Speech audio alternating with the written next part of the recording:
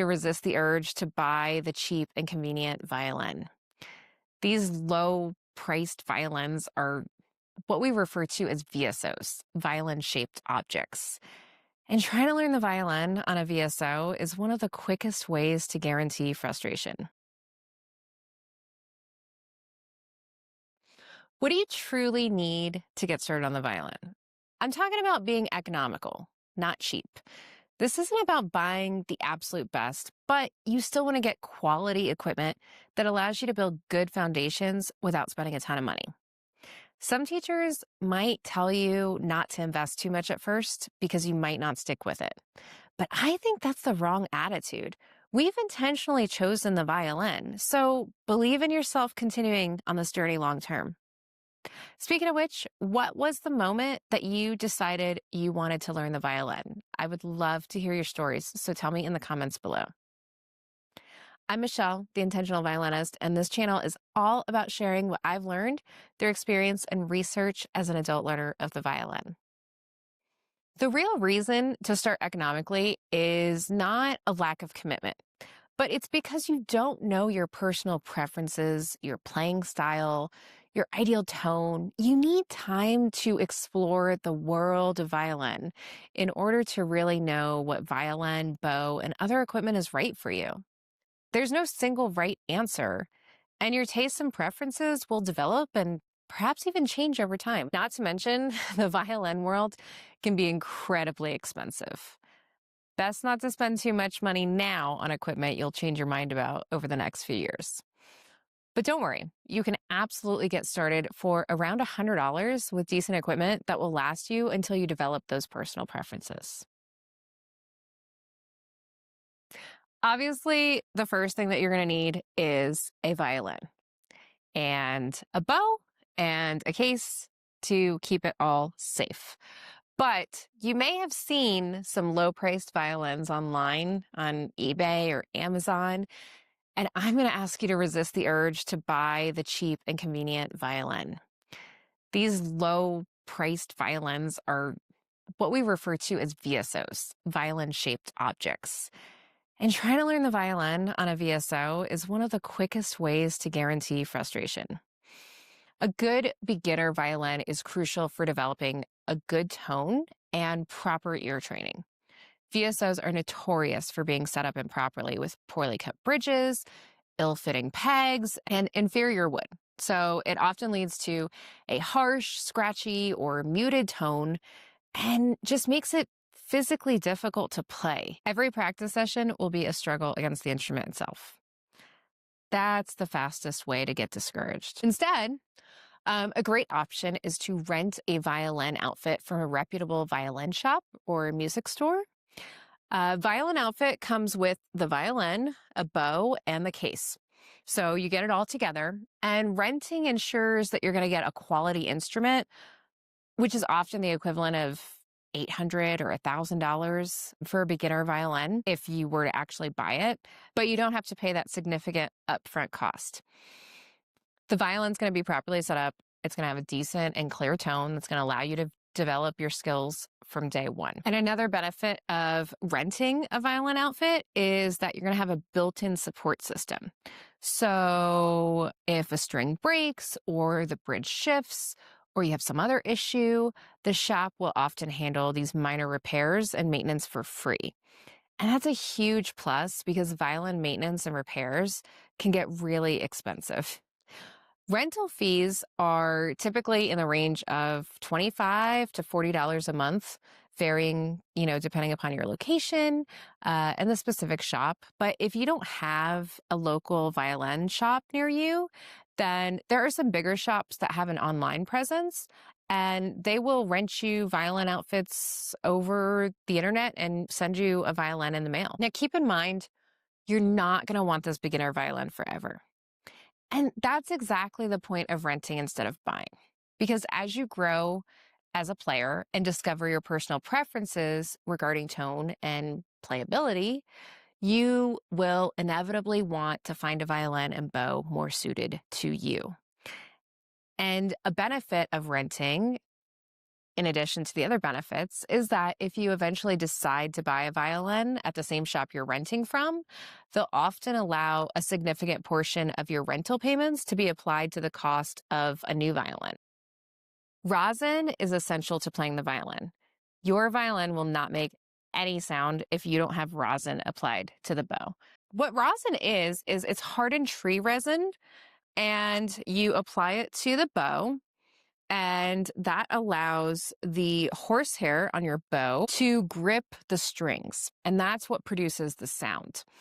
But when you rent a violin outfit, it might come with some rosin, but if it does, it's usually like really, really cheap rosin. The problem with that is that cheap rosins just don't seem to work as well, and they produce a lot of dust. That can really cause allergies and cause respiratory issues as well. So it's really better to invest in a rosin that's a better quality because it doesn't cost that much. It's generally around $12 to $30. Also, one cake of rosin, that's what we call it, a cake. This will last you years and years. Some people have had rosin for decades. So it's really not that expensive of an item. And I think it's worth it to invest in that up front. The next thing on our list of essential items is violin stickers. Now, these are just regular stickers, but there's also violin tape, which is specific for violins.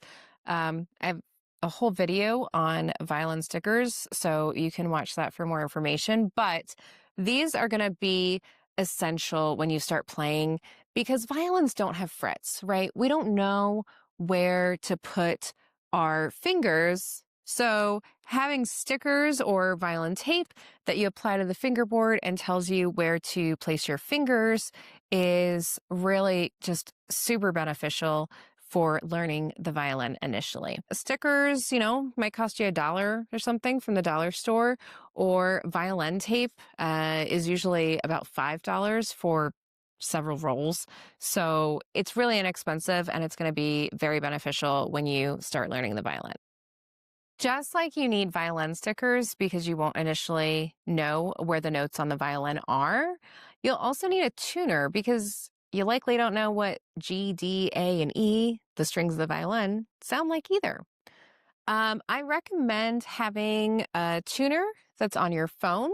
So you can get a tuner app and it's just going to listen as you play on those strings. And it will tell you if you're out of tune and what note you're on. And you can't just tune your violin once or have your teacher tune your violin at your lesson every week. Your violin's going to go out of tune probably every day. It's also probably going to go out of tune while you're still playing sometimes. That's what violins do. They are very temperamental, and any humidity and heat changes really can affect it and make the violin go out of tune. So tuner apps are free. And that's great. And that is what I would recommend you getting and using at first. But the problem with tuner apps is that they are literally just picking up any noise in the room, right? So it's picking up my voice.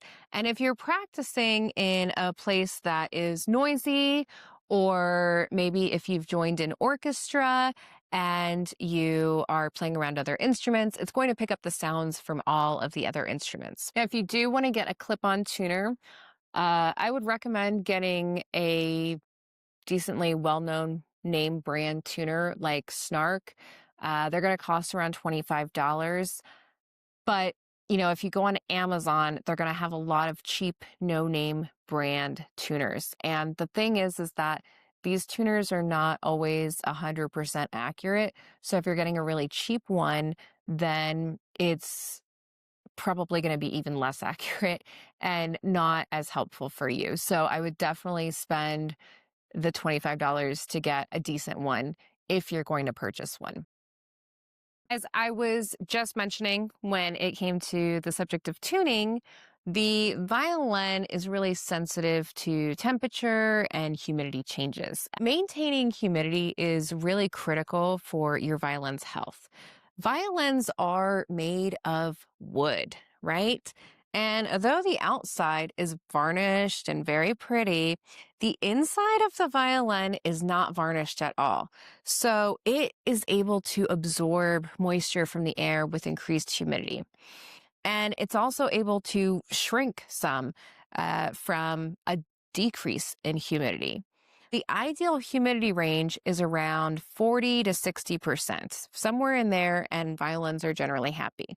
But if you go outside of that range or you have huge swings in humidity that happen pretty quickly, then it can cause the wood to crack. We don't want that.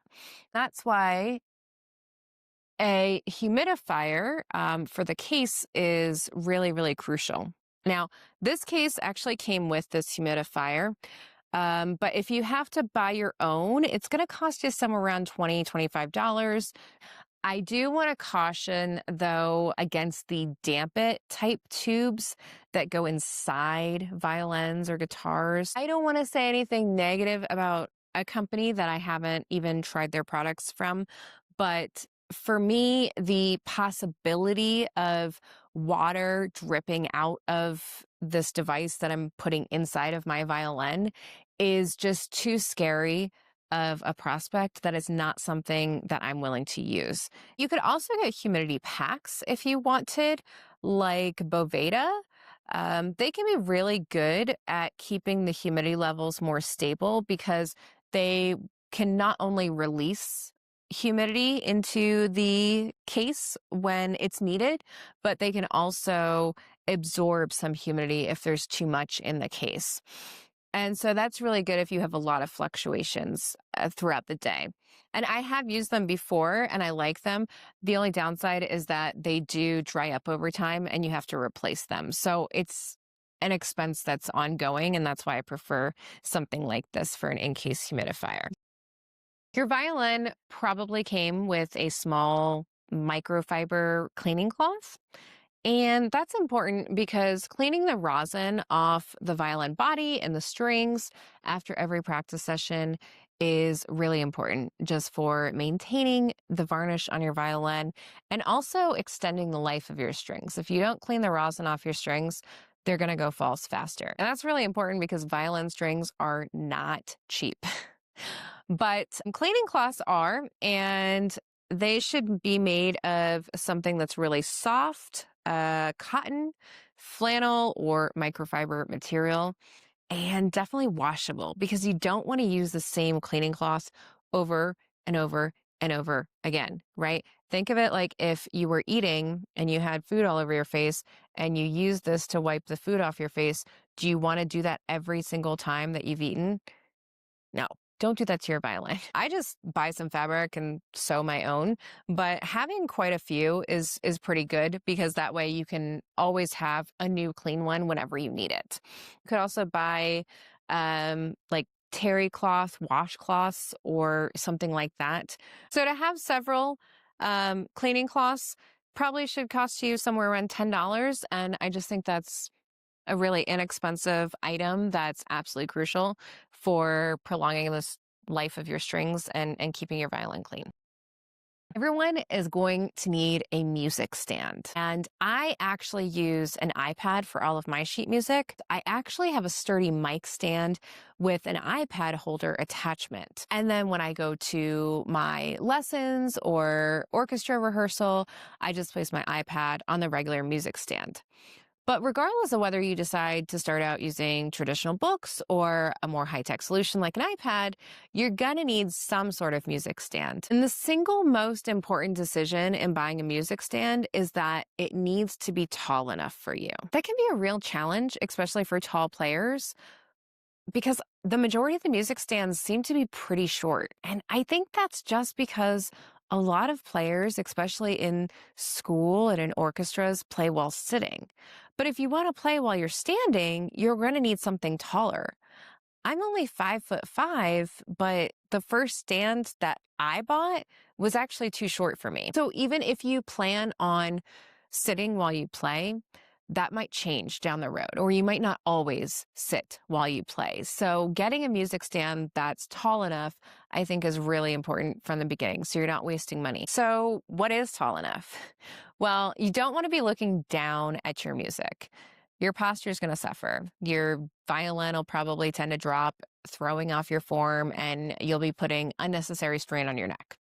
You want to be looking straight forward, keeping your neck straight and upright, and the music stand should be high enough for the music to be very close to eye level when standing. Music stands are generally going to be somewhere between $20 and $60, but it could be a little bit more costly if you're trying to find a taller one, just because they're not as common. But it's just a one-time upfront investment that's going to last you decades. I hated the metronome when I first started playing, and I'm still working on being a fan, honestly. But now I know it's very important. Playing each note at the same length might be simple initially when every note you're playing is the same, all quarter notes or half notes. But when you start playing music with a variety of notes of different values, it's not as natural as you might expect. Without a metronome, I don't keep tempo very well. So definitely do yourself a favor and start with a metronome early.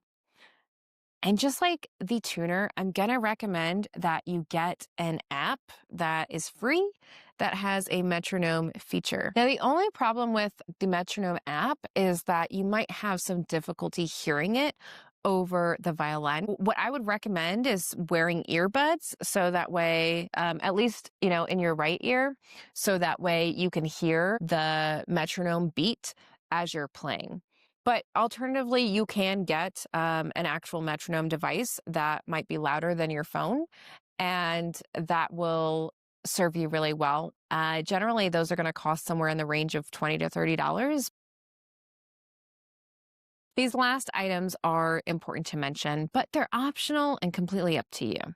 So most teachers and players today will recommend a shoulder rest. In fact, many act as if it's a requirement, but it's not. There are still plenty of violinists who play without a shoulder rest, and that includes me. The choice of whether or not you use a shoulder rest is entirely personal and up to you.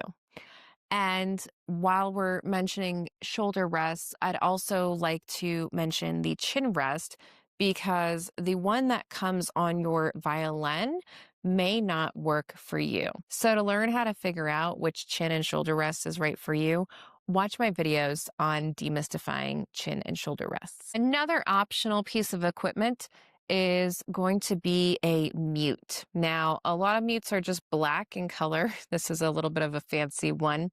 But if you're going to be playing at home when others are sleeping, or if you live in an apartment within walls and you don't want to disturb other people while you're practicing, then you might want to get a practice mute.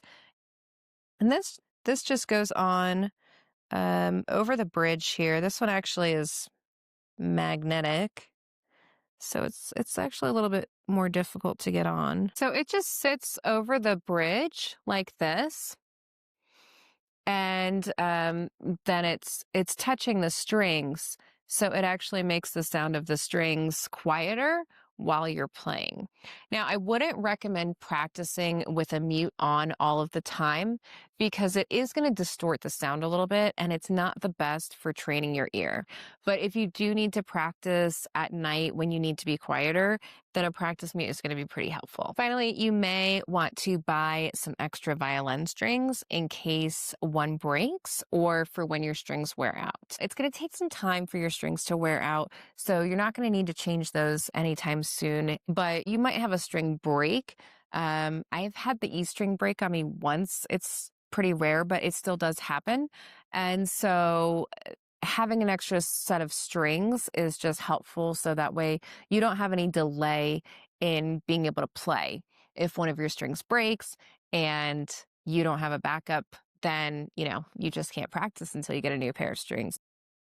Lastly, don't forget that you're going to need a violin book or two to get started, and it's best to take lessons from a teacher, at least in the beginning. So whatever books your teacher recommends is what you're going to want to use, and they might be around $10 or $15 a piece, or you might even be able to find them online for free. And then the going rate for lessons is usually in the neighborhood of $1 per minute, $30 for a 30-minute lesson or $60 for a 60-minute lesson. The price is going to vary depending upon your area and maybe also depending upon your teacher's experience. So there you have it. Everything you need to get started playing the violin for just under $100. Now, of course, your actual costs will vary and could be more if you opt for some of the optional or more expensive items.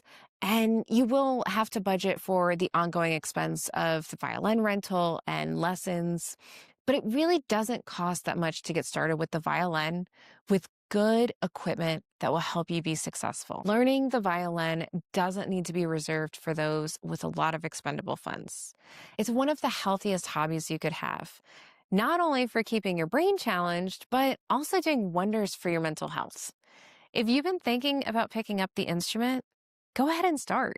There's no reason not to.